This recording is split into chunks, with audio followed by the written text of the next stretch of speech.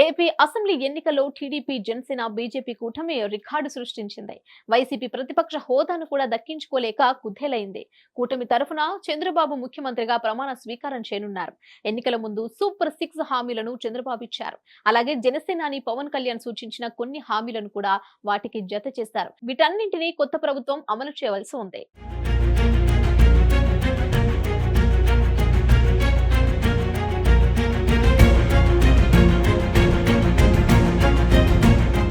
ఈ క్రమంలో చంద్రబాబు జూన్ 12న ముఖ్యమంత్రిగా ప్రమాణ స్వీకారం చేయనున్నారు. అయితే సీఎంగా చంద్రబాబు మొదటగా వాటిపైన సంతకం చేస్తారనే దానిపై ఇప్పుడు రచ్చ జరుగుతోంది.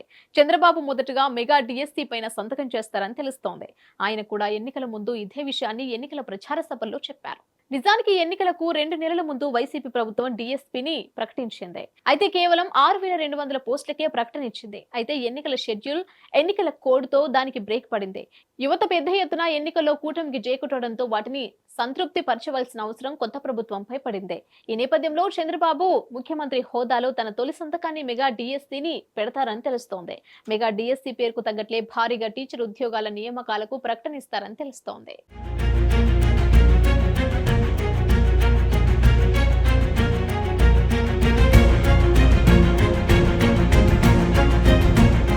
అంతేకాకుండా ఆయన రెండో సంతకాన్ని ల్యాండ్ టైటిలింగ్ చట్టం పైన చేస్తారని చెప్తున్నారు.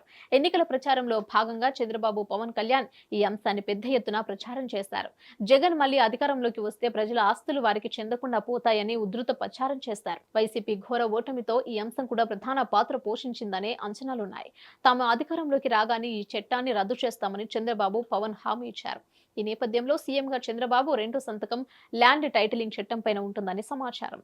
ఇదే సమయంలో మూడో సంతకాన్ని కూడా పెట్టనున్నారు. అదే పెన్షన్ల పెంపు. టీడీపీ కూటమి అధికారంలోకి రావడంతో ఈ అంశం కూడా కీలక పాత్ర పోషించింది. తాము అధికారంలోకి వస్తే 4000 పెన్షన్ ఇస్తామని చంద్రబాబు హామీ ఇచ్చారు. అది కూడా ఏప్రిల్ నుంచి అమలు చేస్తామని చెప్పారు. ఏప్రిల్ నుంచి పెంచిన పెన్షన్ తో జూలై 1న 7000 పెన్షన్ ఇస్తామని హామీ ఇచ్చారు. గతంలో చంద్రబాబు హయాంలో 2000గా ఉన్న పెన్షన్ ను జగన్ అధికారంలోకి వచ్చాక ఏడాదికి 250 చొప్పున పెంచి 3000 రూపాయలకు పెంచారు. ఈ ఏడాది జనవరిలో పెన్షన్ 3000 రూపాయలు అయింది. ఇప్పుడు కొత్త ప్రభుత్వం 4000 ఇవ్వనుంది. జూలై 1న పెన్షన్ లబ్ధిదారులు 7000 అందుకోనున్నారు. ఇలా మొత్తం 3 ప్రధాన హామీలను చంద్రబాబు ముఖ్యమంత్రి కాగానే అమల్లోకి తెస్తారని తెలుస్తోంది.